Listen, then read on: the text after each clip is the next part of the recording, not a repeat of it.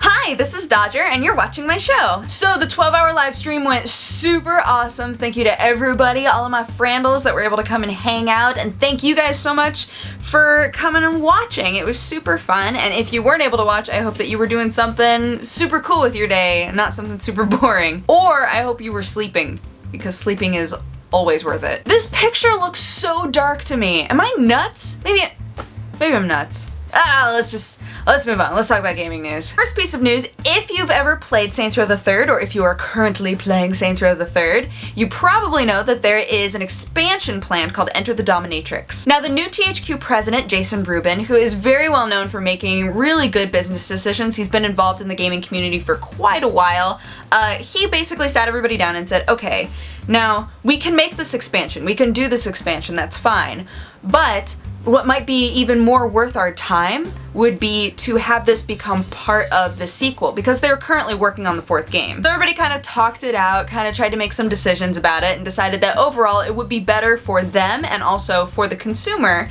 to have them take a little bit more time on the elements that are involved in the expansion and just fuse it with everything that's going to happen in the 4th game. So this is really cool and awesome because, like, if they had put out this expansion, it basically would have been, you know, just a little money getter, right? It would have been this little thing that they put out, just kind of, that is attached to the 3rd game. You have to pay some extra money for it, whatever. But now, anybody who was planning on buying the 4th one, they'll get this extra content in the 4th one. THQ right now is very short on cash, which is unfortunate, which also is why a lot of people are surprised by this move. It's like, wow, that's quite commendable of you, sirs. Anytime that it's quality over quantity, and anytime that the developer is thinking, you know, how can we really access the full potential of what we're planning on doing, I totally respect that. Now, unfortunately, this expansion was supposed to come out later this year, so anybody who is excited to play that, that's not gonna happen. But the 4th one is coming out next year,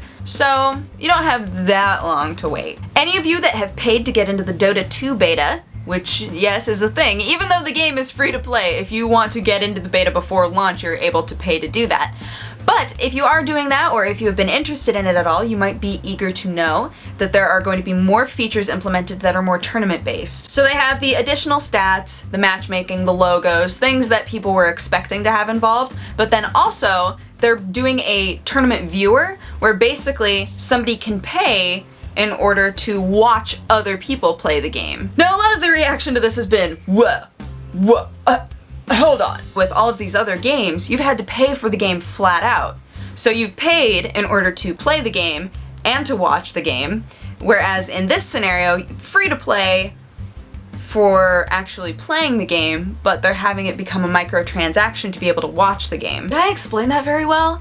I feel like I didn't explain that very well, but I don't know how I would explain it differently. So once you've paid to watch a tournament, right, you'll be able to use your game client to just kind of sit and watch the rest of the tournament. You'll have a full breakdown of everything that has happened in the tournament so far, and obviously it'll get updated as different things happen in the tournament.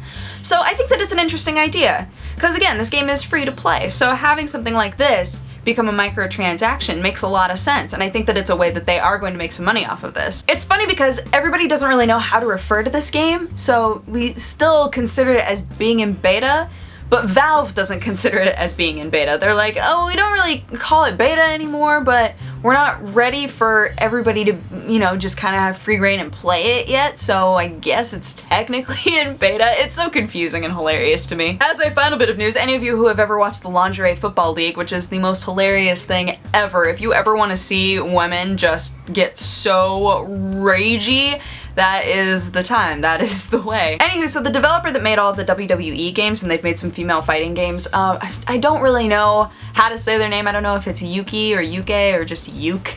It's Y-U-K-E, so however that's supposed to be pronounced. But they see a lot of potential with the Lingerie Football League, and they think that it's like the next big thing. They think that it's going to be the next big franchise for like sports games. I cannot wait for them to make a Lingerie Football League game.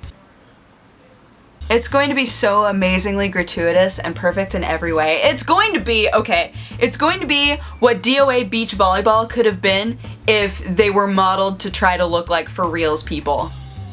Oh god, that sounds so terrible. But hey, they've signed the paperwork. They've got it down in ink, man, so that game is happening. Anywho, that is my show. Thank you so much for watching. If you have a positive or negative response, feel free to leave it in my comment section. And if you want to have coffee with me, you can click wherever I put the annotation and it'll take you to my other channel. But otherwise, I hope that you guys have an amazing day, and I will talk to you again on Friday. Okay, bye-bye. Mwah. Oh god, that sounds so terrible.